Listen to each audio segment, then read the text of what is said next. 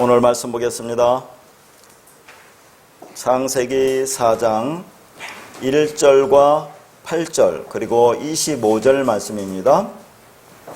아담이 그의 아내 하와와 동침하매 하와가 임신하여 가인을 낳고 이르되 내가 여호와로 말미암아 득남하였다 하니라. 그가 또 가인을 아우 아벨을 낳았는데 아벨은 양치는 자였고 가인은 농사하는 자였더라. 세월이 지난 후에 가인은 땅의 소산으로 제물을 삼아 여호와께 드렸고 아벨은 자기도 양의 첫 새끼와 그 기름으로 드렸더니 여호와께서 아벨과 그의 제물은 받으셨으나 가인과 그의 제물은 받지 아니하신지라. 가인이 몹시 분하여 안색이 변하니 여호와께서 가인에게 이르시되 네가 분하여 함은 어찌 됨이며 안색이 변함은 어찌 됨이냐. 네가 선을 행하면 어찌 낯을 들지 못하겠느냐. 선을 행하지 아니하면 죄가 문에 엎드려 있느니라. 죄가 너를 원하나 너는 죄를 다스릴지니라.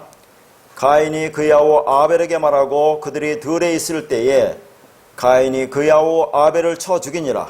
25절 아담이 다시 자기 아내와 동침하매 그가 아들을 낳아 그의 이름을 셋이라 하였으니 이는 하나님이 내게 가인이 죽인 아벨 대신에 다른 씨를 주셨다 함이며.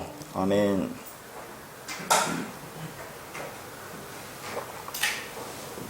오늘부터는 창세기 4장 말씀을 보도록 하겠습니다. 창세기 4장 말씀도 여러분이 너무나 잘 아는 말씀이잖아요. 그리고 여러 번 설교를 들으셨던 그런 본문입니다. 4장의 핵심은 뭐예요? 우리가 잘 알고 있는 가인의 제사와 아벨의 제사의 내용입니다. 자, 오늘 본문 말씀을 문자적으로 보면 아담과 그의 아내가 임신해서 자식을 낳는데 첫째 아들은 가인이고 둘째 아들은 아벨이다. 가인은 농사는 자이고 아벨은 양치는 자였다. 그래서 가인은 땅의 소산으로 농작물로 제물을 드렸고 아벨은 양의 첫 새끼와 그 기름으로 제물을 드렸는데 하나님께서 가인의 제물은 받지 않으셨죠. 그리고 이제 아벨의 제물은 연락하셨다. 그래서 가인이 몹시 화가 났습니다.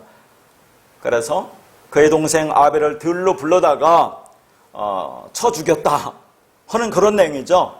그래서 이제 오늘 25절 보면 그 연관성이 있어서 읽어봤는데 다시 이제 아담이 아내와 동침해서 아들을 낳았는데 그게 셋이다. 그런 내용이죠.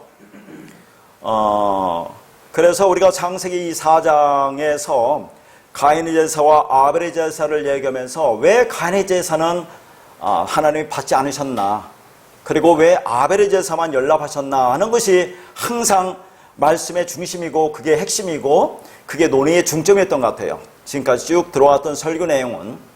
근데 왜 가인의 제사는 안 받았다고 그렇게 설교를 들었습니까? 땅의 소산으로 농작물로 드렸기 때문에 하나님께서 받지 않으셨고 아벨은 양의 첫 새끼와 그 기름으로 드렸다고 하죠. 그럼 양은 뭡니까? 예수 그리스도를 예표하는 거구나. 그러니까 예수를 제물로 삼아 드렸기 때문에 하나님이 연락하셨구나. 그렇게 우리는 알고 있는 그런 본문 내용입니다. 자, 이게 맞는 내용인 것 같아요. 자, 가인이 농작물로 그렇게 제물 삼아 드렸는데 농작물로 드려서 하나님이 안 받으셨다는 것이 맞는 얘기입니까? 어떻게 생각하세요? 율법에 보면 구약의 이스라엘의 5대 제사가 있죠. 그 중에서 소제가 있습니다. 소제라고 하는 것은 고운 곡식가루로 드리는 제사예요. 분명히 하나님이 율법으로 주셨잖아요. 아니, 이때는 율법 시대가 아닌데 다 마찬가지입니다. 그러니까 가인이 농작물로 땅의 소산으로 곡식으로 드렸기 때문에 하나님이 받지 않으셨다는 내용은 우리가 잘못 알고 있는 거다, 그런 얘기입니다. 그렇죠. 그래서 이제 우리가 이 말씀을 볼 때도 이렇게 문자적으로 역사적 사건으로만 보면 정확하게 복음을 읽어낼 수가 없습니다. 지금 이 본문 가지고도 이제 본문에서 원문에 나온 내용도 우리가 봐야 되겠지만 신약과도 연결시켜야 돼요. 그래서 구약을 우리가 일반적으로 화면이라고 하면 신약은 자막이라고 하잖아요. 자막, 그 내용. 그래서 신구약이 그렇게 연결돼야 됩니다. 그래서 신약은 어찌 보면 그게 돕는 자예요. 성령으로 오신 거나 마찬가지입니다. 그 말이. 어쨌든 간에 우리가 이제 신약의 말씀이 어디에 나와요? 가인과 아벨에 관한 얘기가. 히브리서 11장 믿음의 장 보면 4절에 뭐라고 나와요? 믿음으로 아벨은 가인보다 더 나은 제사를 드렸으니 의롭다는 증거를 받았다. 그렇게 나와요. 믿음으로 드렸다 하는 얘기가 나와서 그래서 의롭다라는 얘기 나오죠. 요한일서 3장 12절에 보면 가인은 악해. 그래서 그 동생 아울을 죽였어. 그러니까 가인의 행위는 악하고 그 동생 아울의 행위는 의롭다고 나와요. 그러니까 가인은 악하고 아벨은 의롭다는 얘기가 나오죠. 그러니까 이런 얘기를 전부 다 종합해서 말씀을 보아야 이 구약의 말씀, 창세기 4장의 말씀을 우리가 정확하게 해석할 수가 있어요. 자, 이제 그런 말씀을 우리가 4장도 풍성한 은혜가 우리에게 내려주기를 바라면서 오늘은 첫날이기 때문에 앞부분만 가인과 아벨과 셋이라는 관계를 통해서 복음을 우리가 알고자 합니다. 거기에 앞서서 자, 우리가 4장에 들어오면서 처음으로 이렇게 여러분이 알아야 될 내용은 뭐가 되겠어요? 하나님의 호칭이 바뀐다는 거예요.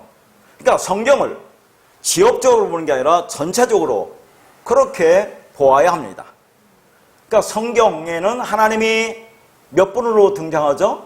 하나님이 종류라고 하면 이상하지만 세 분으로 나오잖아요. 하나님, 다시 말해 엘로힘, 여호와 하나님, 여호와 엘로힘, 여호와로 나오죠. 이렇게 세 부분으로 나옵니다. 근데 이 대표적으로 세 부분이 정확하게 구분돼서 나온 데가 어딘지 아세요? 창세기 1장 1절부터 4장까지입니다. 여러 번 얘기 있는 건데 오늘 종합적으로 한번 제가 말씀드릴게요. 창세기 1장 1절에서 2장 3절까지는 뭐라고 나와요? 하나님, 엘로힘으로 나오죠. 그러니까 이게 창조 부분이기 때문에 또 다른 데서도 그렇게 나옵니다. 하나님은 전능의 하나님이라고 나와요. 그러니까 전지전능하신 하나님, 창조의 하나님이라는 것이 엘로힘이 담고 있는 의미다라고 이제 그렇게 말을 하고 있는 거죠. 그래서 2장 4절부터 3장 마지막까지 24절까지는 여호와 하나님이라고 나와요. 다시 말해서 언약하시고 언약을 이루시는 하나님, 구원의 하나님 누구예요? 예수 그리스도로 나옵니다. 그 다음에 4장 1절부터 마지막 절까지는 여호와라는 이름으로 나와요. 언약의 하나님이라는 말이거든요. 근데 이제 여호와 하나님은 뭡니까? 여호와는 성령으로 우리가 이제 말하고 있잖아요. 자, 이렇게 변화가 되면서 호칭이 바뀌고 5장 이후부터는 이 하나님과 여호와가 또 여호와 하나님, 하나님 여호와 이런 식으로 막 섞여서 나옵니다. 그러니까 창세기 1장부터 4장 보면 우리가 삼위일체라고 하는 부분이 정확히 구분돼서 나오잖아요. 하나님, 예수 그리스도, 성령 이렇게 구분되어 나오는 것처럼 보이잖아요. 근데 이제 그것을 우리는 삼위일체라고 하는데 저는 삼위일체라는 용어를 이제 안 쓰기로 합니다. 어떻거나 하나님께서는 당신의 백성들에게 복음을 전하기 위해서 하나의 영이 세 번으로 등장해서 지금 복음을 설명하고 있는 것입니다. 그러니까 잘 들으셔야 됩니다. 지금 이제 마지막으로 이 하나님 용어에 대해서 제가 결론을 내리려고 그래요.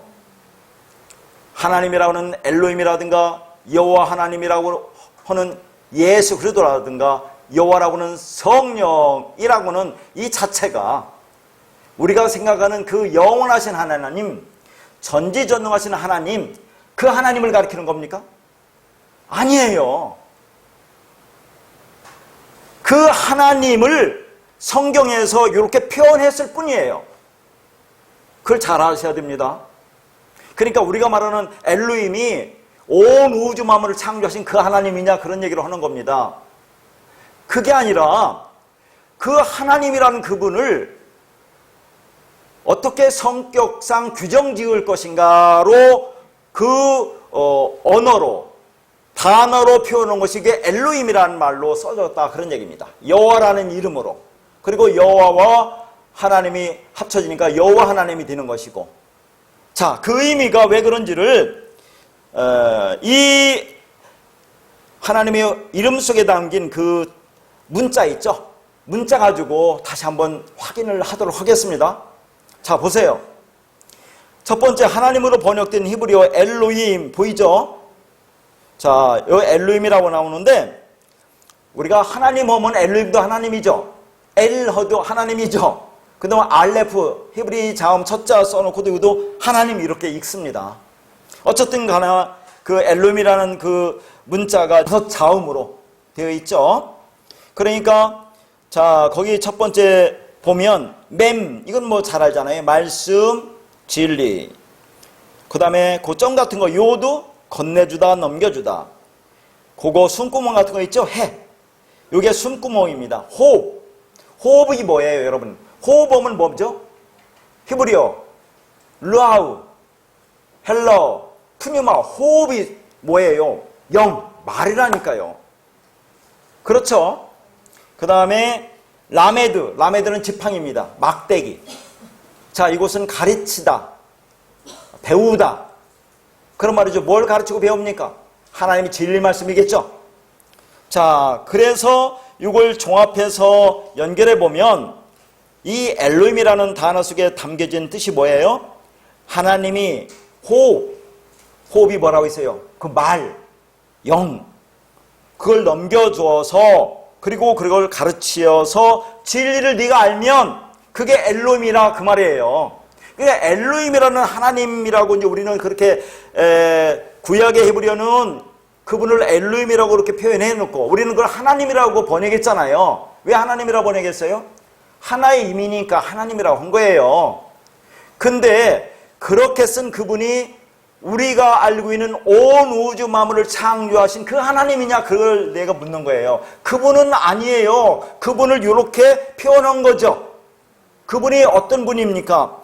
자, 내 안에 있는 말, 그 진리, 호흡을 너에게 넘겨줘서 너희로 하여금 그 말, 그 호흡, 진리를 하게 만들겠다 하는 뜻이 담겨 있는 거예요, 엘로힘이. 그래서 우리가 그걸 깨달으면 너희가 엘로힘이야 라고 한다니까요. 그래서 성경에 엘로힘은 복수로 나옵니다.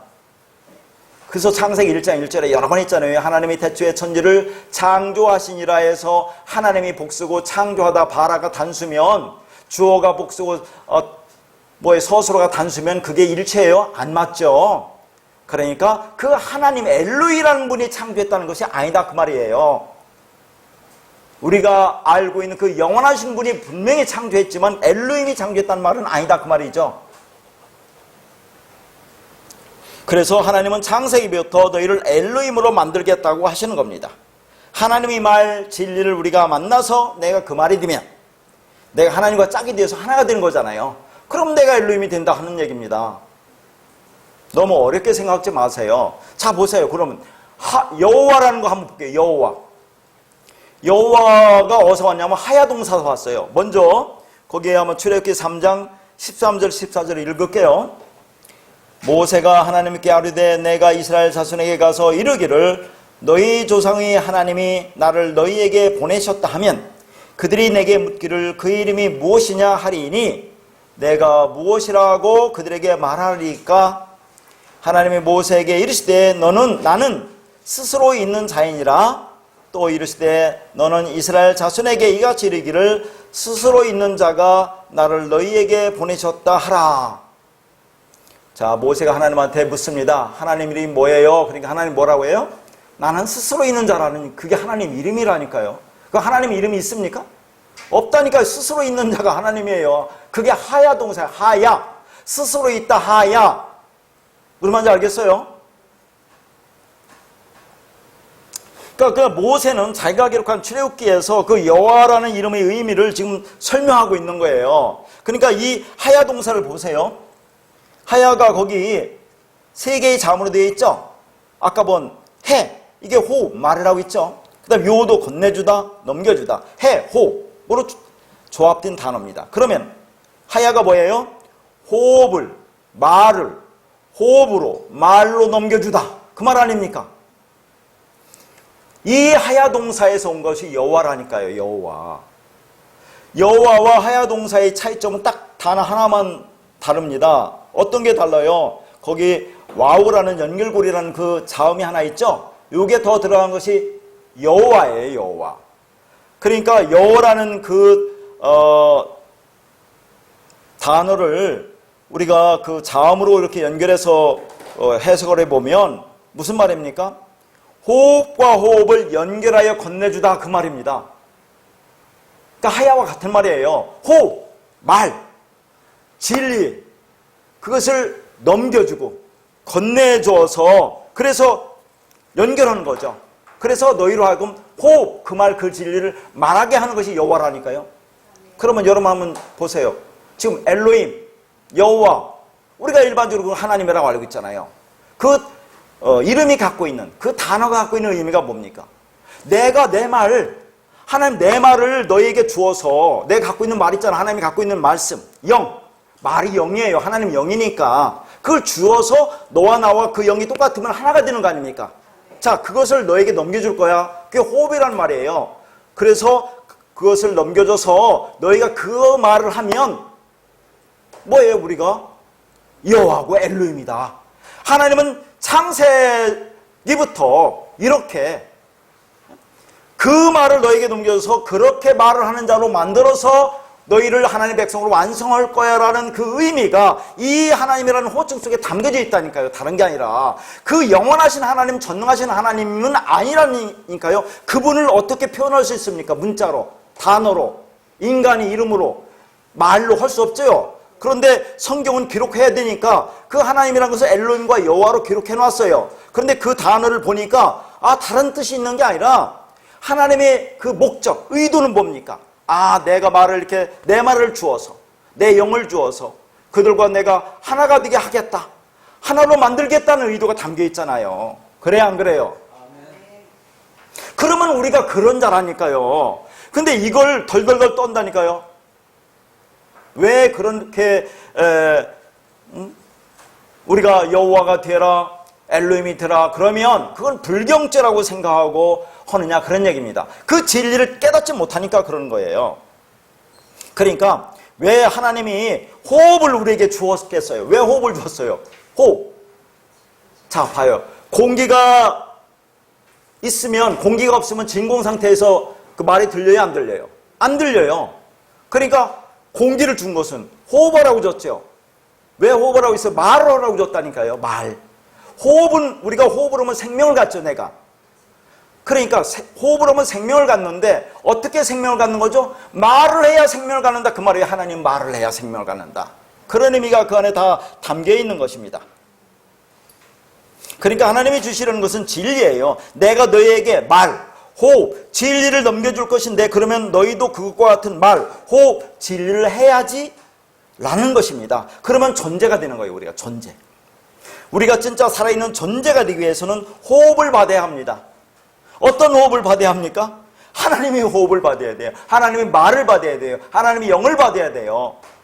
그래야 진짜 살아있는 존재가 되는 겁니다. 자, 보세요. 사도행전 17장 25절 한번 읽어볼게요. 또 무엇이 부족한 것처럼 사람의 손으로 섬김을 받으시는 것이 아니니 이는 만민에게 생명과 호흡과 만물을 친히 주시는 이심이라. 여기도 분명히 나오잖아요. 하나님이 뭐 인간의 손으로 섬김을 받습니까? 안 받는다고 하잖아요. 자, 하나님은 당신의 백성에게 뭘 준다고요? 생명과 호흡을 준대요. 호흡, 말을 준다고 하잖아요. 호흡. 이 호흡이 푸뉴마예요. 푸뉴마, 말, 영. 알겠죠? 그걸 주겠다 하는 겁니다. 그 말을 할 수 있도록. 그래서 하나님이 주신 호흡으로 진리를 말하지 못하면 그건 단지 숨쉬는 존재밖에 안 돼요. 그러면 그걸 뭐라고 했습니까? 히브리어로 네페시, 헬라어로 푸시케. 자, 그러면 이걸 일반적으로 혼으로 번역돼요. 근데 자꾸 이게 이제 성경에서 어렵게 느껴지고 헷갈리는 게 뭐냐면, 자, 3분법이냐 2분법이냐 그런 말을 논의를 많이 하잖아요. 3분법, 영혼 6이 맞냐, 영혼과 6이 맞냐, 이렇게 막 분류해서 어떤 게 맞냐고 논쟁을 벌이지 않습니까? 제가 정확하게 이것을 간단하게 말해줄 날이 올 거예요. 근데 자, 우리는 영이 없는 거예요. 인간은 영이 있습니까? 없습니까? 죄와 허물로 죽었어요. 우리는 영이 없어요. 우리는 단지 뇌폐시예요. 푸시케. 호흡만 하는 존재예요. 호흡. 그러면 뇌폐시 푸시케가 뭡니까? 동물하고 짐승하고 똑같은 거 우리가. 그런데 하나님이 영이 들어와서 이제 그 말을 하면 우리가 영이 된 존재다. 그렇게 되는 겁니다. 성경이. 다른 게 아니라. 그래서 그게 2분법이 맞냐 3분법이 맞냐 엉터리 얘기를 하고 있는 겁니다. 무슨 말인지 모르고. 영은 하나님의 영 그것밖에 없습니다. 진리 그 말씀. 그래서 그것이 우리한테 들어와서 지금 여호와 엘로힘이 그렇게 해주겠다는 거 아닙니까? 성경이. 그래서 우리가 그 말을 깨달아서 그렇게 말을 하면 그래 네가 영이 있는 존재야. 그럼 나와 똑같은 거지. 그럼 연합되고 하나 된 거지. 그게 완성이지. 그게 구원이야 라는 그런 말입니다. 하나님은 우리에게 말 호흡을 주시고 그 말을 내 입의 말로 하게 하십니다. 그러면 그 말이 이제 내 안에 있죠. 그렇게 그 말 그 진리가 내 안에 있으면 내가 그 호흡 말을 가진 자가 되고 그리고 내가 그 말 그 진리를 하게 되는 겁니다. 하나님이 영, 말, 진리라고 했죠. 그러면 하나님이 내 안에 있는 거죠. 내가 그 말을 하면. 그러니까 그 호흡, 그 말, 그 진리를 넘겨줘서 내가 그것을 가지고 있으면 그게 뭐라고요? 여호와라고 하는 거예요. 그걸 여호와. 그러니까 제가 여호와를 믿을 것인가 여호와가 될 것인가를 여러 번 얘기했잖아요. 여호와를 믿는 게 아니에요. 우리가 여호와가 되는 거예요. 그래서 호세아에서 제가 전에 한번 말씀드렸다니까요. 너희가 여호와를 알지 못한다고 할 때 여호와를이 아니라고 했어요. 여호와로 알지 못한다. 여호와가 되지 않았다. 그러니까 계속 희생제사만 드리고 있는 거 아니니? 그런 얘기 있잖아요. 그래서 그 희생제사의 의미가 뭔지 알면 네가 여호와가 되는 거야. 성령이 되고 그리스도가 되는 거야. 그런 말입니다. 여호와가 호흡이고 말이니까 여호와가 성령입니다. 성령이 내 안에 들어오시니까 그 여호와도 내 안에 들어오시는 거죠. 그러니까 성령이 여호와가 우리 안에 오시기 전에 한 그런 말들은 오늘도 그렇게 하는 말들은 그것이 하나님의 소리가 아니고 육적인 소리, 생명이 없는 소리, 그게 음란한 말이고 그게 율법이에요. 그러나 그건 누구나 거쳐야 하는 과정이에요. 오늘 또 보세요. 어디 거쳐요? 오늘 제일 먼저 나오는 게 누구예요? 가인이 나오죠? 가인. 잘 보세요. 아벨, 셋. 이게 복음을 설명하는 거예요.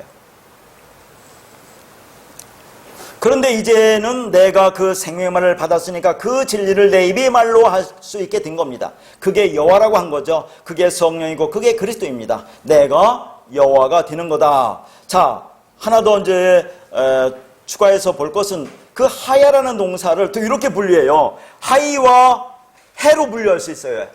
하이, 그 두 개를 문자를 합치면 그게 하이라고 하거든요. 그러면 하이라고 하는 것은 생명이란 말이에요. 살아있는 생명. 살아있는 생명은 누굽니까? 하나님이잖아요. 하나님이 생명이니까 생명을 넘겨주면 해, 호, 말을 한다 그 말이에요. 그렇게 해도 똑같은 뜻이 되는 겁니다. 그래서 하나님의 생명을 가진 자만 호흡, 말을 할 수 있고 그 자만이 살아있는 자이고 생명이라고 합니다. 이렇게 여호와라는 이름 속에는 하나님이 당신의 호흡으로 존재할 인간, 교회를 염두에 두고 계시한 이름이에요. 하나님이 숨, 호흡, 말을 받을 인간이라는 특별한 존재와 관련된 이름이라는 것입니다. 그래서 이 여호와라는 이름 속에는 언약의 하나님이라는 의미가 있는 거예요. 자, 그래서 이제 세 번째, 하나님과 여호와가 합치니까 여호와 하나님이 되죠. 여호와 엘로힘이 되죠. 그럼 여호와 하나님이라는 것은 언약을 하시고 언약을 이루시는 분으로 소개돼요. 그러니까 여호와 하나님은 누구예요? 구원자이신 예수 그리스도를 나타내고 있는 겁니다. 출애굽기 6장 2절부터 7절입니다. 하나님이 모세에게 말씀하여 이르시되 나는 여호와니라 내가 아브라함과 이삭과 야곱에게 전능의 하나님으로 나타났으나 나의 이름을 여호와로는 그들에게 알리지 아니하였고 가나안 땅 곧 그들이 거류하는 땅을 그들에게 주기로 그들과 언약하였더니 이제 애굽 사람이 종으로 삼은 이스라엘 자손의 신음소리를 내가 듣고 나의 언약을 기억하노라. 그러므로 이스라엘 자손에게 말하기를 나는 여호와라. 내가 애굽 사람의 무거운 짐 밑에서 너희를 빼내며 그들의 누에게서 너희를 건지며 편팔과 여러 큰 심판들로서 너희를 속량하여 너희를 내 백성으로 삼고 나는 너희의 하나님이 되리니 나는 애굽 사람의 무거운 짐 밑에서 너희를 빼는 뭐라고요? 너희의 하나님 여호와인 줄 알지니라. 그렇게 나와요. 자, 여기 출애굽기 짧은 그런 말씀 속에서 세 분이 다 나오네요. 여호와 하나님, 여호와 하나님, 하나님 여호와 다 나오잖아요. 자, 거기 하나님은 뭘로 나와요? 전능하신 하나님으로 나오죠. 그 다음에 여호와는 뭐라고요? 언약의 하나님으로 나와요. 그리고 하나님 여호와, 여호와 하나님은 뭐라고요? 언약을 하시고 언약을 이루는 분으로 소개되고 있어요. 이게 그게 누구라는 얘기요? 예수 그리스도라는 그런 말입니다. 그러니까 여호와 하나님이라는 이름이 담고 있는 내용은 스스로의 능력과 열심으로 언약을 맺으시고 언약을 이루시는 구원의 하나님이라는 뜻이 되는 거예요. 그래서 이제 본격적으로 인간의 창조에 대해서 반복 설명하죠. 2장 4절에서 여호와 하나님이 등장하는 겁니다. 바로 하나님이 그 인간과 언약을 맺으시는 분이기 때문에 그렇습니다. 근데 그 언약이 어떤 언약인가 하면 여기 나오잖아요. 하나님의 은혜와 능력, 예수 그리스도의 피로 죽은 자들을 살려내어 하나님만 찬송하게 하는 것입니다. 하나님의 찬송이 되게 하는 것이 하나님의 언약이라는 그런 말이에요. 그러니까 모세가 지금 이스라엘의 출애굽 구원에 등장하는 언약의 하나님 여호와라는 이름을 창세기 2장 4절에서 갑자기 등장시키는 것은 첫 창조의 이야기가 바로 창세전 언약의 이야기임을 독자들에게 주지시키기 위함인 것입니다. 그렇게 이 땅에 살고 있는 모든 존재는 하늘의 호흡을 하지 못하는 흙이에요. 원래 그렇죠. 이 아랫사상에서 흙으로 살고 있는 사람은 물리적 호흡만 하지 실제로는 하늘의 호흡을 하지 못한다고 하는 겁니다. 그래서 죽었다고 표현하는 거죠. 뭐라고요? 죄와 허물로 죽었다고 하잖아요. 에베소서에서. 그래서 우리가 그 호흡을 하면 너희가 살은 거야. 그걸 첫 번째 부활이라고 하는 거예요. 그걸 깨달은 자는 두 번째 사망이 우리에게 해를 끼치지 않는다니까요. 흙으로 먼지로 티끌로 물리적 호흡만이 하고 있는 흙들에게 하나님이 진짜 생명을 주시기 위해서는 하늘의 호흡을 불어넣어야지만 살아있는 생명이 되는 겁니다. 우리에게 믿음이라는 것을 건네주시기 위해서 그 진리라는 것을 건네주시기 위해서 하나님의 호흡을 건네주신 거죠. 그래서 그 호흡을 받은 사람은 그때부터 진짜 하늘의 호흡을 하는 존재가 되어서 생명이 되는 겁니다. 하늘의 호흡을 하지 못하는 존재는 살아있지만 뭐라고요? 죽은 존재예요. 그게 네페시, 푸시케, 짐승과 똑같다고 했잖아요. 제가 그 말씀이 없으면 너희가 짐승이야 라고 여러 번 했죠. 이성 없는 짐승이라고 했습니다.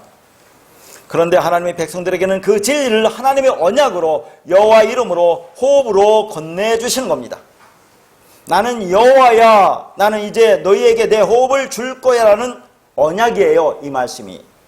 그래서 그 하나님이 나에게 호흡을 주셨네요, 그 말씀을 주셨네요 라고 내가 알면 내가 하늘의 호흡을 한다고 하는 거예요. 그 말을 가졌다고 하는 거라니까요.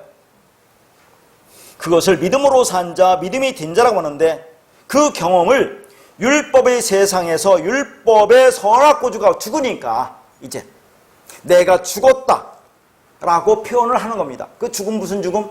우리가 말하는 다나토스의 죽음, 말씀의 완성으로서의 죽음이라고 하는 겁니다. 자, 그러니까 구약에서 하나님의 호칭으로 등장하는 엘로힘, 여호와, 엘로힘, 여호와라는 이름들은 뭐라고요? 나를 하나님으로 만들려고 하는 의도가 있는 호칭들이라는 그런 말입니다. 이해가 가죠? 그 단어 속에서, 이름 속에서, 문자 속에 갖고 있는 말을 보니까 그런 의도가 있다 하는 얘기죠. 그래서 그것을 통틀어서 주라고 부릅니다. 주가 뭐예요? 히브리어로 아도나이, 헬라어로 큐리오스. 그걸 주라고 한다니까, 합쳐서 다 통틀어서. 자, 그래서 베드로가 뭐라고 해요? 주는 그리스도라고 하죠? 주는 그리스도. 주가 뭐예요? 지금 여호와, 여호와 하나님, 이걸 통틀어서 주라고 있죠. 주는 베드로가 그리스도라고 하죠. 그럼 그리스도, 그 말 진리가 내 안에 들어오면 내가 그리스도가 되는 거죠. 그럼 내가 여호와가 되고 여호와 엘롬이 되고 뭐예요? 하나님이 된다 그 말입니다. 이게 우리를 하나님으로 만들기 위해서 내 안으로 그리스도가 비어서 들어온 것이죠. 그 그리스도가 들어오면 그게 완성입니다. 그 호칭들을 주님이 그리스도로 완성한 거라니까요. 그 세 개를 합치면 그걸 주라고 한다는 게 주. 아도나이 큐리오스. 그 그리스도가 내 안에 진리로 하나가 되는 겁니다. 그래서 우리를 하나님들로, 그리스도들로, 신들로 만드시는 거라 그 말이에요. 그러면 어떻게 생각하십니까? 저 목사 자 이상한 말 한다 그러지 않죠? 자, 그러니까 이 여호와라는 단어, 언약의 하나님이라는 단어가 신약에서는 뭐로 불린다고요? 큐리오스로 부른다 그 말이에요. 헬라어로 큐리오스가 된다 그 말입니다. 그 단어는 우리가 서신서 보면 이런 말이 나오잖아요. 주 예수 그리스도라는 말이 나오죠. 그때 주예요, 주. 응? 그러니까 언약의 성취자이시며 주체이신 여호와 하나님이 신약에서 누구로 드러나는 것입니까? 예수 그리스도로 드러난다 그런 얘기예요. 그리고 그 예수 그리스도에 의해서 새로운 언약 백성이 탄생을 하게 되는데 그들이 바로 교회 성도인 것입니다. 그런데 그들의 탄생 과정에 그들 자신의 힘과 노력이 전혀 개입될 수 없다는 것을 설명해 주시기 위해서 창세기부터 요한계시록까지 길게 지금 설명을 하고 있는 겁니다. 하나밖에 없어요. 하나님의 설명은 딱 하나 이거. 그래서 서신서에 나온 구주 예수 그리스도를 정확하게 해석하면 어떻게 되느냐면 그리스도의 예수의 구주가 되는 거예요. 이 말은 그리스도 예수가 우리를 구원하시는 분이지만 예수가 구원하는 것이 아니라 그 안에 있는 그 말씀, 그 진리, 그리스도가 우리를 구원한다는 그런 말입니다. 그래서 서신서에 보면 그리스도 예수라고 나오잖아요. 예수를 그리스도라고 부른다 그 말입니다. 그러니까 우리는 그리스도가 된 예수를 믿어야 되는 거예요. 알았습니까? 그리스도가 된 예수를 믿는 거지 예수를 믿는 게 아니라. 그러나 그 의미를 알으면 막 섞어 쓰잖아요. 이제 알고. 자, 그러면 길게 왔는데 오늘 본문을 이제 본격적으로 하겠습니다. 자, 오늘 1절하고 2절하고 25절과 연관시켜서 그 가인과 아벨과 셋에 담긴 의미를 가지고 복음을 설명을 하겠습니다. 자, 1절을 보면 아담과 그 아내 하와와 동침하여 하와가 임신하고 가인을 낳죠. 그리고 이제 이 출산에 뭐라고 하냐면 거기 여호와로 말미암아 등남하였다고 하잖아요. 그게 이제 신적 가치를 부여하기 위해서 그렇게 했는데 여호와로 말미암아 등남하였다는 의미가 뭔가 하는 것도 우리가 이제 봐야 되겠죠. 그리고 2절에는 가인의 동생 아벨을 낳고 아벨은 양치는 자로 가인은 농사는 자로 소개하고 있습니다. 우리는 흔히 아담과 하와의 첫째 아들이 가인이다, 둘째 아들이 아벨이고 셋째가 셋이라고 그렇게 생각하잖아요. 그런데 정황상 아담과 그의 아내 하와가 낳은 자녀가 이 셋만 있는 것이 아님을 알 수 있다 그렇게 써야 되는데 자, 고쳐놓으세요. 자, 왜 그러냐면 창세기 5장에 이렇게 나와요. 창세기 5장에 가면 아담의 계보가 나오죠. 아담의 계보가 나오는데 아담이 셋을 낳을 때가 130세라고 나와요. 창세기 5장 가면. 그리고 그 후에 800년 동안 자녀를 계속 낳았다고 그래요. 그리고 930세에 죽었다고 기록되어 있어요.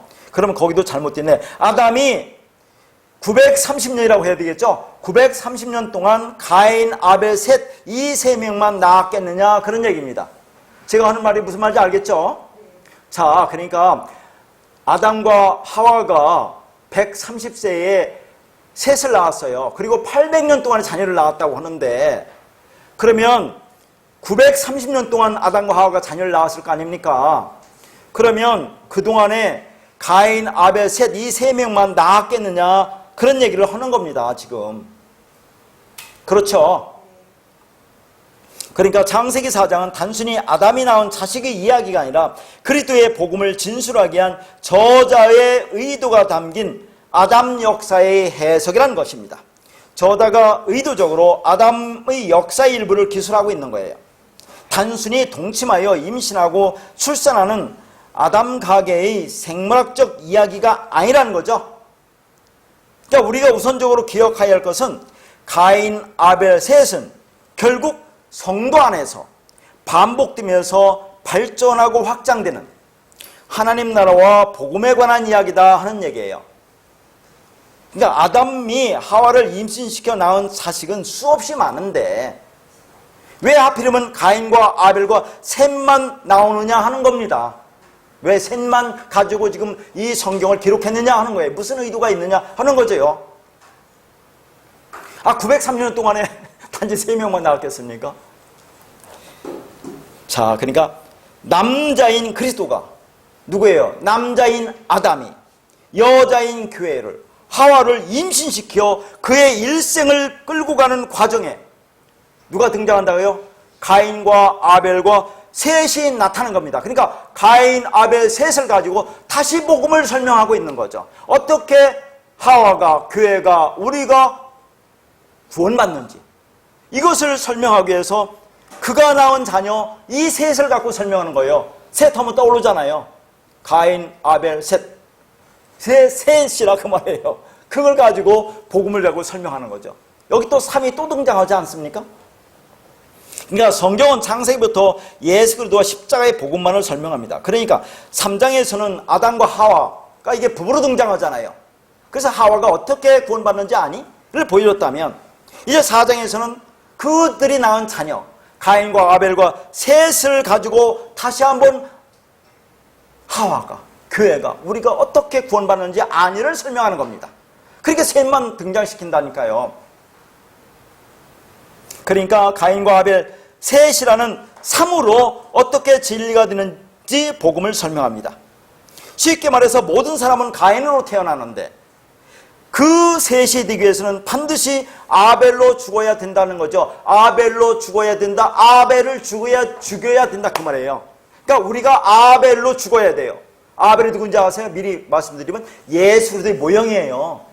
그러니까 예수는 이 땅에 죽기 위해 오셨다니까요. 그러니까 우리가 예수 그리스도가 되어서 죽어야 돼요. 예수 그리스도와 연합되어 죽어야 돼요.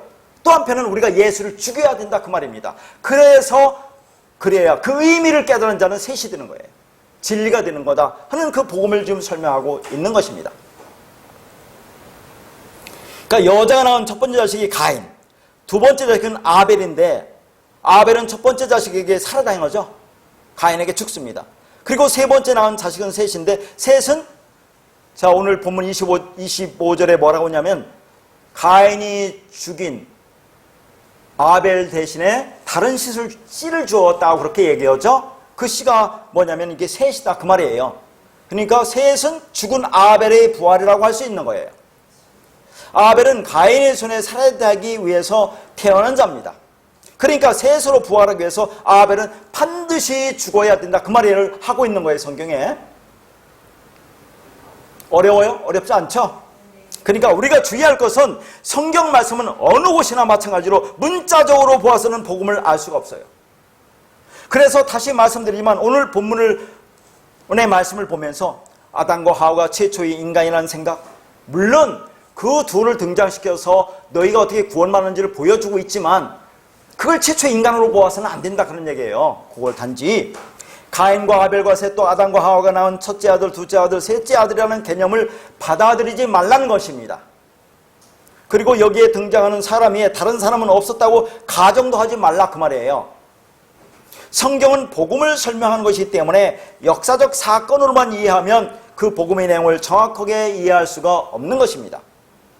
이 내용을 단순히 인류의 최초의 살인사건으로만 보면 그건 복음이 될 수 없다 그 말이에요. 자, 그래서 여기는 우리 모두는 가인으로 태어납니다. 그래서 아벨로 죽고 셋으로 태어나야 한다는 복음의 이야기를 하고 있는 거예요. 자, 먼저 이제 1절에 보면 한글 성경은 뭐라고 기록되어 있느냐면 아담과 하와가 동침했다라고 그렇게 되어 있죠. 이게 동침하다는 단어가 야다라는 단어입니다. 야다. 그 뜻은 알다, 이해하다, 경험하다 그런 얘기예요. 그런데 여기 보면 야다, 알았다는 것이 완료형이에요. 그런데 임신하고 낳는 것은 미완료형이에요. 아담과 하와가 서로 안 것은, 연합된 것은, 이게 안다는 것은 동침하다는 연합된다는 그 말입니다. 하나가 되었다는 그 말이에요. 그것은 완료인데 임신하고 출산하는 것은 미완료다. 아직 동작이 끝나지 않은 상태라는 그 말이죠. 아담과 하와가 창세기 3장에서 완성이 됐어요, 안 됐어요? 연합돼서 하나가 되었죠. 그래서 가죽 옷을 입었죠. 그가 나왔잖아요.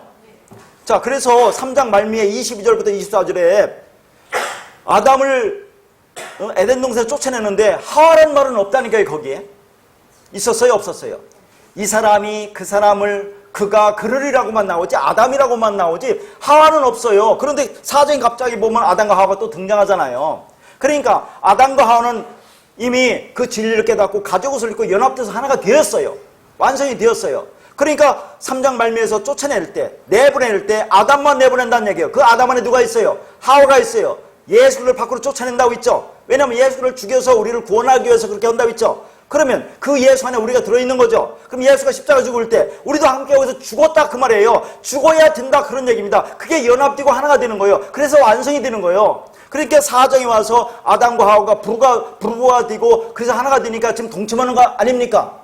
그래 동침하잖아요. 그렇게 동침하는 것을 통해서 자 다시 한번 복음을 지금 전해주고 있는 겁니다. 그러니까 십자가에서 우리가 죽어야 예수가 연합된다는 것을 지금 설명하고 있는데 그래서 그렇게 죽어서 하나가 연합되었죠. 그러니까 지금 4장에 와서 동침한다고 얘기를 하는 거예요. 지금 하나가 더 연합돼서 완성됐어요. 그럼 완료잖아요. 완료됐어요, 안 됐어요?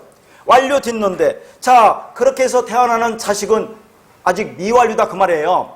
그래서 3장에 뭐라고 했습니까? 여자가 자녀를 그렇게 임신하는 고통과 해산의 수고를 갖춰서 아들을 낳는다고 했잖아요. 그게 역사 속에서 지금 계속 진행되고 있다는 것을 보여주고 있는 겁니다. 우리가 묵시에서 완료됐어요, 안 됐어요? 그리고 이미 3장에서 완료됐잖아요.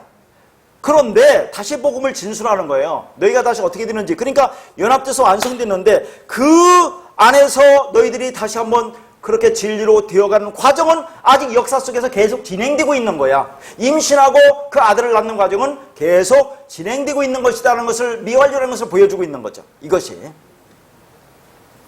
그러니까 성경에서 말하는 알다, 이 안다는 것은 단순히 경험하는 정도 차원이 아니라 죽음에 이르게 하는 암, 죽음으로 아는 암, 그게 암이다 그런 얘기예요. 그래 연합된다, 하나가 된다 그 말입니다. 그러니까 남자가 여자에 들어가서 죽고 여자가 남자 안에 들어가서 죽어야 생명이 나온다고 하지 않았어요?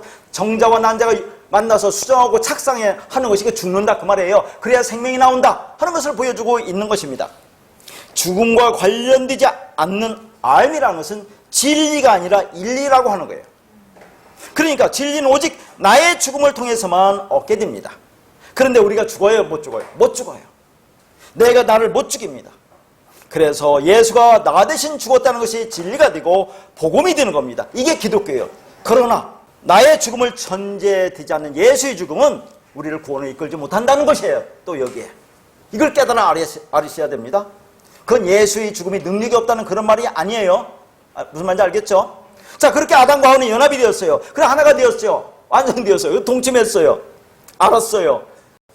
근데 왜 진리의 아들이 아니고 가인을 낳느냐 그 말입니다. 이게 그래 안 그래요?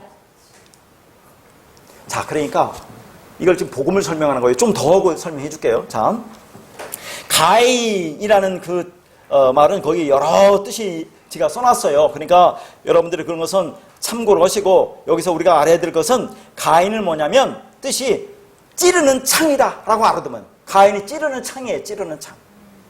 그래서 거기 이제 뒤에 보면 가인의 아들인 두발 가인은 동, 구리와 철, 수의 같은 로 날카로운 살인 무기를 만들어서 도시국가를 건설한다는 그런 내용이 나오잖아요. 그것과 관련되어 있는 것으로 이제 우리가 볼 수 있다 하는 겁니다. 어쨌든 가인이란 뜻은 찌르는 창이에요. 자, 찌르는 창. 찌르는 창 보면 생각나는 게 뭡니까? 나 의자 할 때 제가 의를 설명할 때 나아가 뭡니까? 나아가 내 손에 창을 들고 있는 게 나아자라고 있잖아요. 그게 찌르는 창을 들고 있는 게 이게 가인이라니까요. 이게 우리라니까요. 우리는 그렇게 태어나요. 그러면 그게 완성되려면 어떻게 되는 겁니까? 미리 얘기하면 어린 양이 위에 덮잖아요. 우리를. 어린 양이 죽음으로 덮어야 안 덮어요? 그러면 너희가 의로운 존재야라는 걸 보여주는 게 의라고 있잖아요. 그게. 그러니까 우리는 찌르는 창으로 가인으로 이 땅에 옵니다. 근데 여기 보세요. 그 의미가. 자, 등남하였다 하고 나오죠. 1절에. 등남하였다는 단어가 문자적으로 보면 뭐라고 생각돼요? 어느 집에 저 집에 등남하였대 그러면 아들 낳았다고 생각되잖아요. 근데 등남하였다는 단어가 히브리어는 카나 이시입니다. 이시는 남자란 얘기예요. 카나는 창조하다는 말입니다. 그러니까 하와가 여호와로 말미암아 남자를 창조했단 말입니다. 여호와와 함께. 그러니까 지금 여호와란 말이 뭐겠어요? 여기서 그리스도 아담과 함께 하와가 남자를 만들었다 그런 얘기를 하는 거예요 지금. 그런데 왜 아들이라는 단어를 쓰지 않느냐 그 말입니다. 왜 남자라고 썼을까요? 아들 알죠? 히브리 아들이 뭐예요? 벤. 여러 번 얘기했잖아요. 그러면 왜 그 아들이라는 벤을 안 쓰고 여기는 이슈라는 남자를 썼느냐 하는 얘기입니다. 그래서 25절에 보면 셋을 낳죠. 셋을 낳을 때 아들 낳는다고 해야 안 해요. 그때 셋이라는 아들을 낳는다고 할 때 그 아들은 벤입니다. 이게 벤. 이렇게 기가 막혀요 성경이.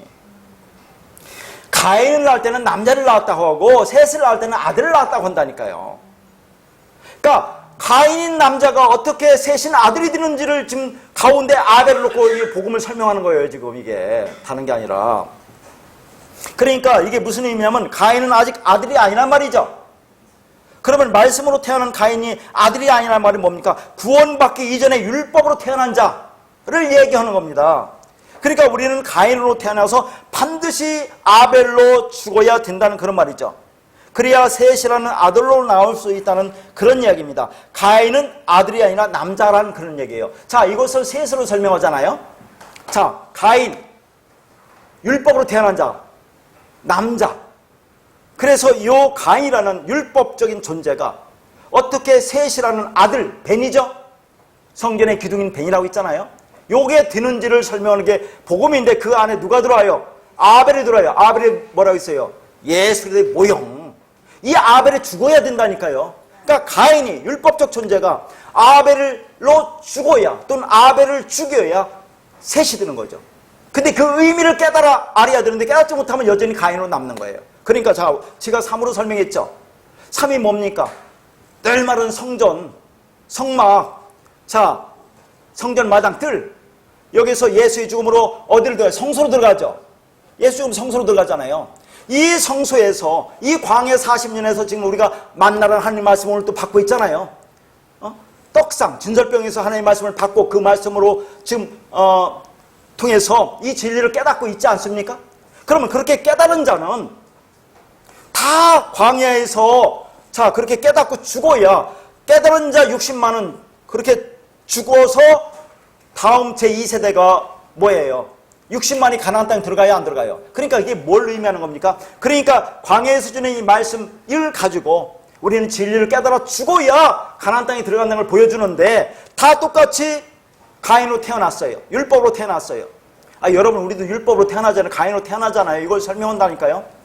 자 그렇게 태어났는데 그들이 다 예수를 죽여요. 죽이는데 그 왜 예수를 내가 죽여야 했는지, 왜 예수는 죽어야만 했는지, 왜 그리고 나는 예수와 함께 죽어야 했는지를 광야 40년 동안의 이 말씀을 통해 깨달은 자는 어디로 들어가요? 지성소로 들어가요. 가나안 땅에 들어가지만 그러나 여전히 이 땅에서 뭐예요? 왜 내가 예수를 죽이는지 의미를 몰라요. 어떤 사람은 난 예수 안 죽였다고 하는 거고 그래 난 예수 죽였다고 하는데 그 의미를 깨닫지 못하고 여전히 예수를 섬기고 있잖아요. 이 땅에서. 광야 40년 동안에도 거기서도 희생제를 드리고 있다니까요. 여전히 율법으로 그렇게 그 말씀을 지켜서 행하고 있는 자들 있잖아요. 그들은 영원히 광야에서 떠돌다가 이렇게 죽는 거예요. 지금 그걸 보여주고 있는 거죠. 다 가인으로 태어나서 아벨 예수를 죽이는데 어떤 자는 그 왜 죽였는지 깨닫고 셋이 되는 것이고 어떤 자는 그걸 깨닫지 못하고 그냥 가인으로 영원히 남는다는 것을 성경에 보여주고 있는 거다 하는 얘기입니다. 그러니까 이것도 3으로 설명하잖아요. 자, 그런데 거기서 또 하나 우리가 볼 것은 그 2절에 보니까 그가 또 가인의 아와 아벨을 낳았다고 그런 얘기 나오잖아요. 그가 또라는 단어가 야사프라는 단어인데 이 야사프의 기본적인 뜻은 더하다, 증가하다, 다시 하다라는 뜻으로 거기 제가 문법적인 용어는 써놨는데 참고하시라고 그렇게 써놓은 거예요. 그것을 보면 그가 아니라 그녀에게 더해졌다 그 말이에요. 그녀에게 더해진 게 뭐라고요? 아벨이라는 얘기예요. 그녀에게 더해진 게 아벨. 그녀 밖에서 어떤 힘에 의해서 덧붙여진 거예요. 지금 덧붙여진 것으로 가인의 형제 아벨을 낳았다는 얘기거든요. 이걸 잘 들으셔야 돼요. 그러니까 모세의 의도는 아벨은 단순히 가인의 형제 정도가 아니라 가인 이후 하와에게 더해진 하나님의 은혜를 상징하는 거예요. 이 아벨은 가인 이후 그러니까 하와에게 더해진 은혜라는 것이 뭐라고요? 아벨이다 그 말이에요. 아벨, 더해진 은혜. 그러니까 아벨이라는 단어 거기 나왔죠? 히브리어. 자 보세요. 아벨은 우리가 이 원문 안 보면 그냥 아벨이라고 하지만 히브리어로 헤벨이에요. 아벨이 헤벨. 헤벨인데 허무함, 헛된 것, 아무것도 아님, nothing, 안개, 연기, 무가치한 것. 이게 헤벨이에요. 이게 예수 그리스도라니까요. 이게 예수란 얘기예요. 예수. 자, 더 계속 들어보셔야 돼요. 그렇다면 본문에 가인 이후 하와에게 더해진 하나님의 은혜로서 헤벨은 무엇을 상징하는 것이냐 하는 얘기죠. 이것은 마치 가인은 하와의 실패작이기 때문에 가인 말고 다른 것이 필요하다는 식의 접근은 잘못되었다 하는 얘기입니다. 우리는 이미 기독교 문명 속에서 가인하면 부정적으로 헤벨하면 긍정적인 것으로 암묵적으로 이해하고 있기 때문에 첫 번째 실패를 극복할 다른 무엇이 필요하다는 식으로 헤벨, 아벨을 이해하고 있다 그 말이죠. 그런데 자 보세요. 헤벨이라는 아벨이라는 단어의 뜻을 보면 실패한 가인을 보완할 수 있는 아들이 헤벨이 될 수 없다는 것을 알 수 있잖아요. 왜요? 헤벨의 뜻이 헛됨, 허무이기 때문에 그렇습니다. 그러니까 가인 이후에 하와에게 더해진 아들이 헤벨인데 이게 헛되고 허무하다니까요.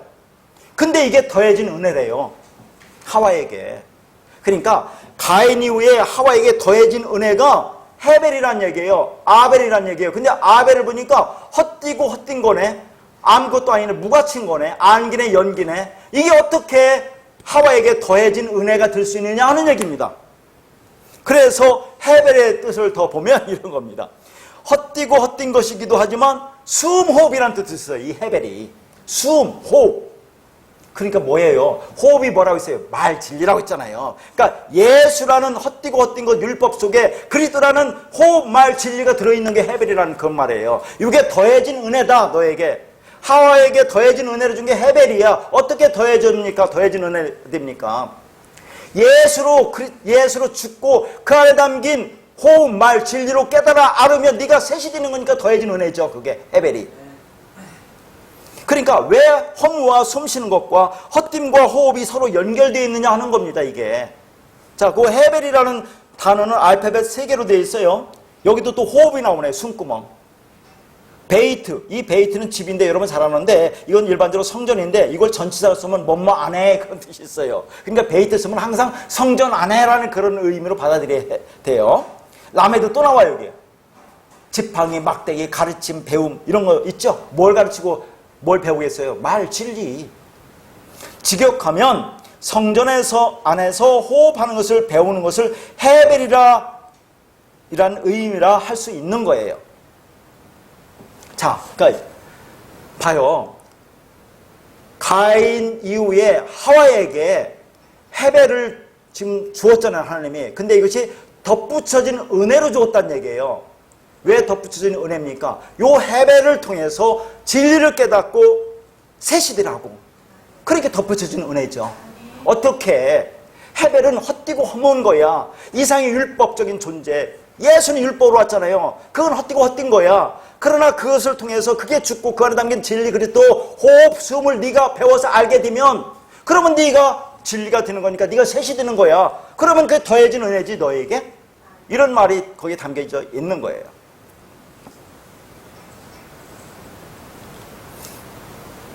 그러니까 가인은 우리가 예수라는 성전에서 호흡 말을 배워서 이 율법이 세상에 헛되고 어떤 것이라는 깨닫고 죽어 그 진리를 알면 그게 셋이 된다 그런 말입니다.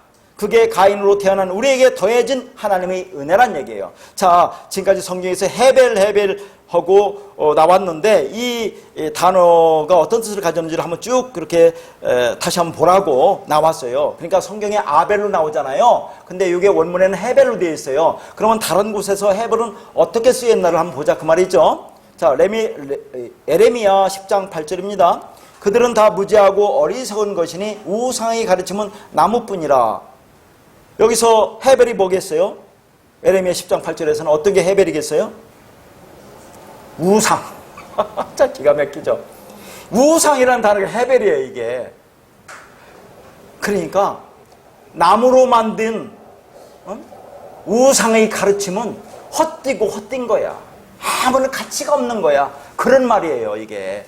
우상을 헤벨을 우상이라고 번역했다니까요. 여기서는. 그 나무가 무슨 생명이 있습니까? 아무 생명이 없잖아요. 그걸 만들어 놓고 거기다가 섬기고 있으면 그게 무슨 의미냐? 그런 말입니다. 욥기 7장 16절에 내가 생명을 지라고 영원히 살기를 원하지 아니하오니 나를 놓으소서 내 날은 헛것이니이다. 가장 많이 잘 나오는 것 전도서 1장 2절. 이게 다 헤벨입니다. 보세요. 전도자가 이르되 헛되고 헛되며 헛되고 헛되니 모든 것이 헛되도다. 헤벨이 5번 나와요. 이게 아벨이란 말이에요. 이게 예수 그리스도란 얘기예요. 그 안에 진리를 담은. 그러니까 가장 성경에 중요한 것은 예수 그리스도입니다. 성경 전체는 예수 그리스도로만 증거를 하고 있어요. 이게 핵심이에요. 이거 딱 놓고 이걸 통해서 너희들이 깨닫냐 못 깨닫냐 그것만 보고 가시면 돼요. 이 험악한 세상 얼마나 힘듭니까 살기가. 시편 144편 4절 사람은 헛것 같고 그의 날은 지나가는 그림자 같으니이다. 헛것 같다고 그죠? 사람은 시편 62편 9편 9절 아 슬프도다 사람은 입김이며 인생도 속임수이니 저울에 달면 그들은 입김보다 가벼우리로다. 이 입김이 이게 헤벨이에요. 얼마나 헛된 겁니까? 우리가 살고 있는 이 아래의 세상은 위의 것을 알라고 주신 교보제입니다. 이 교보제가 성전이고 예수고 율법 등이죠. 그러니까 하나님은 위의 것을 아래 것으로 주셨는데 이 아래 것을 우리가 감지할 때 뭐라고 감지해야 돼요? 헛되고 허무한 것이라고 감지해야 된다 그 말이에요. 그렇지 않으면 헛되고 허무한 것에 갇혀 살 수밖에 없는데 그게 누구라고요? 가인의 삶입니다. 그런데 그걸 깨달아 알면 그게 누구라고요? 셋이 된다 그 말이에요. 그렇게 예수님께서 육신을 입고 이 땅에 오신 것이 아벨이에요. 헤벨입니다. 그런데 가인과 아벨은 또 어떤 의미에서는 같은 의미예요. 자, 무슨 말이에요? 가인이 뭐예요? 찌르는 창이라고 했죠. 자, 우리는 이 땅에서 아까도 말했지만 의자 밑에 나자 보면 내가 손에 들고 창을 들고 찌르려고 있잖아요. 나의 유익을 해치는 자는 다 찌르려고 하고 있잖아요. 이 세상 보세요. 전부 다 그러고 있잖아요. 자기 유익으로 해서 엄연히 죄가 드러나고 분명히 죄인데도 그걸 옹호하고 있는 이 더러운 세상 보세요. 그게 창을 들고 나의 이익을 방해하면서 찔러 죽이겠다는 것이 인간이에요. 그게 가인이에요. 그런데 그렇게 하는 것은 뭐라고요? 아벨. 헛되고 헛된 거야. 그걸 깨달으면 너가 셋이 되는 것이고 깨닫지 못하면 영원히 가인의 삶을 사는 거다는 것을 보여주고 있는 겁니다. 이게. 그러니까 예수님은 가인이 우리를 구원하기 위해서 오신 헤벨로 오신 겁니다. 그래서 그분이 십자가에서 숨을 내쉬며 죽음으로 언약을 완성하신 것이죠. 그러니까 이 아벨은 그 형제인 가인을 구원할 자로 오신 겁니다. 그래서 25절에 자 1절, 2절, 25절 거기에 셋이라는 동사 전에 한번 얘기했죠. 어디서 얘기했습니까? 가죽 옷 얘기할 때, 진리 옷 얘기할 때 셋 있죠. 자, 이 셋이라는 단어가 동사 슈트에서 왔어요. 슈트는 뭐냐면 세우다. 세우다면 벌써 알죠? 옷을 입다. 진리 옷을 입다 그랬죠. 자, 그래서 죽은 아벨의 내용, 그 내용이 셋이고 이 셋은 하나님이 세우신 언약을 상징하는 거예요, 이게. 그러니까 우리가 죽인 아벨이 헛되고 허무한 것이라는 것을 알아서 하나님의 호흡, 말씀, 진리를 배우면 이 세상에 우리가 언약으로 세워지는 거죠. 진리로 세워지는 거죠. 진리가 되는 거죠. 완성이 되는 겁니다. 이렇게 세워진 자들이 여호와의 이름을 부르게 되는 거죠. 그래서 26절에 이건 우리가 읽지 않았지만 부르다가 가라는 단어인데 선언하다, 선포하다라는 하나님의 창조 행위를 표현할 때 선지자들이 말씀을 선포할 때 사용된 단어입니다. 그렇게 창세기 1장에서는 엘로힘으로 표현된 하나님이 2장 3장에서는 여호와 엘로힘으로, 그리고 4장에서는 여호와로 선포되고 있습니다. 그렇게 인류 역사는 예수 그리스도의 십자가의 필연성을 설명합니다. 그래서 성경도 가인이 아벨을 죽이는 그림을 일부러 표현한 거예요. 단순히 형제의 살인이 아니라 인간의 율법적 본성, 선악지식, 자신의 경험지식으로 타자를 살해하는 것이 인간의 본능이고 자신을 지키는 방식이라는 것을 보여주기 위해서 그렇습니다. 사람이 거듭난다는 것은 무엇이겠습니까? 내가 지금까지 선악과 먹고 선악지식으로 살았던 그 나가 죽고 다른 이로 태어나는 것이 거듭남입니다. 이것을 설명하고 증언하기 위해서 예수님이 뭘로요? 아벨로 가인인 우리에게 오셔서 우리 손에 살해를 당하는 겁니다. 바로 예수 그리스도의 십자가의 필연성이 경험지식으로 자기를 정당화하려는 가인의 삶을 살고 있는 우리 인생을 통해서 증명된 셈입니다. 그런데 또 다른 필연이 있죠. 가인이 아벨을 살해하는 것이 필연인 것처럼 살해된 아벨이 셋으로 부활하는 것도 필연입니다. 예수 그리스도가 십자가에서 살해당하는 것이 필연인 것처럼 그의 죽음이 영의 말로 부활하여 우리로 살게 하는 것이 하나님의 필연인 것입니다. 예수님은 어떻게 잉태되었죠? 성령으로 잉태되었습니다. 영은 하늘의 것이고 위를 향하는 겁니다. 이것이 바로 거듭남이죠. 다른 말로 부활이라고 하는 거죠. 위를 향하러 똑바로 서는 것. 그래서 육의 생각은 사망이고 영의 생각은 생명과 평안이라고 한 것이죠. 사람을 죽이는 것은 육이고 살리는 것은 영입니다. 첫 번째 아담은 죽이는 영이고 마지막 아담은 뭐예요? 살리는 영이죠. 이것이 육에서 영으로 바뀌는 거듭남입니다. 선악 지식에서 그리스도의 지식으로 바뀌는 거죠. 율법적 본성, 생리는 선악 지식이면서 나를 지키는 지식입니다. 그래서 타자를 살해하죠. 그러나 그리스도의 지식은 하나된 지식으로 예수의 죽음을 전하여 그리스도로 하나가 되는 지식입니다.